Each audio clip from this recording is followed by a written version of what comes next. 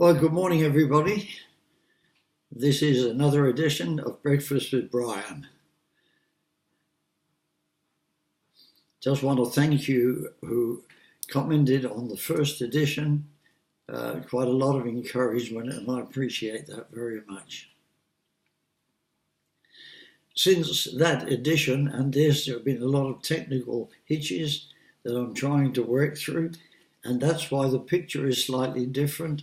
I'm now recording this on my laptop instead of on my iPad.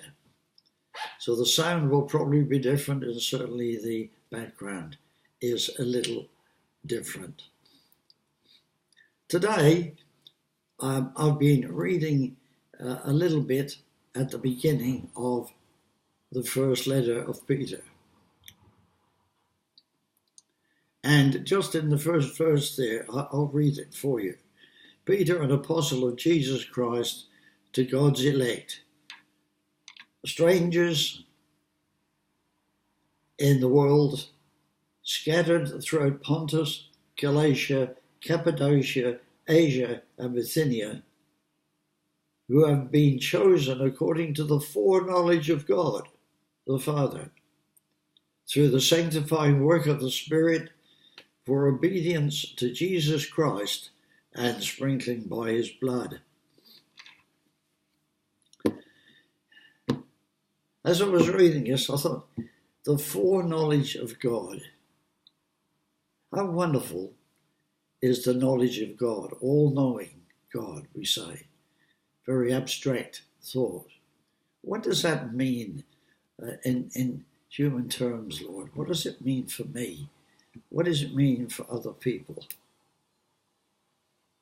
Well, Lord, for me, and for those of us who believe, it really means that in spite of what we were, because you knew us all the way along, you knew us before we were born, you knew us before we were born again, you knew our lives, and you knew how far we had departed from your way of living.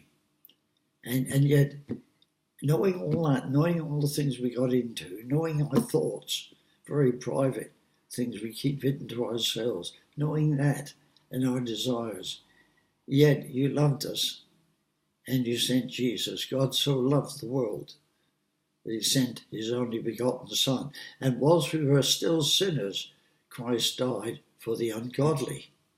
Not for those who are perfect, but for those who are imperfect. So I'm thinking, yes, for me and for those of us who believe, wonderful to know that God doesn't deal with us right now according to what we are doing, what we have done. All he wants is to bring us to him. And when we come to him, he's not continually looking at the faults. He's looking at his Son in us. We're free from all of that. That's what it says. Whom the Son makes free shall be free indeed. And so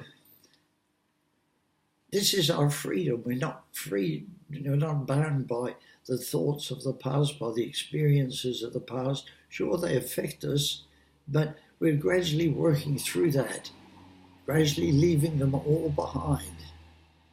But Jesus has left them all behind. He doesn't look at us that way at all. And as far as those who don't believe are concerned, I'm quite amazed when I think about this, that he loves us all. He loves the most ungodly person that you could imagine, and not just imagine, you hear about. And I won't name people, but you can name them. He loves them. And Jesus said that I, when I'm lifted up from the earth, will draw all men unto myself. All men, that means them. That means everybody, no matter what their state, he's drawing.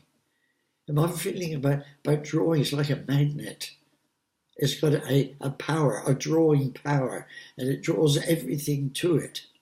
And it can't resist. But we can we can resist. And it takes strong resistance not to be drawn to God. So let go. If you're listening to me and you are resisting, let go of that resistance and let God have his way, because it's the best possible way that you could imagine. So God loves everyone in such a wonderful way. And that applies to everybody we know and everyone we don't know. And when I think of everyone we know, I think of those who are closest to us, members of our family, drawing every one of them, those who believe and those who do not yet believe. He's drawing by his Spirit because he knows us, and what he knows about us does not interfere with his love for us and his plans that he has for us, plans for a future and a hope. So God bless you this morning. Hope that encourages you. Have a good day.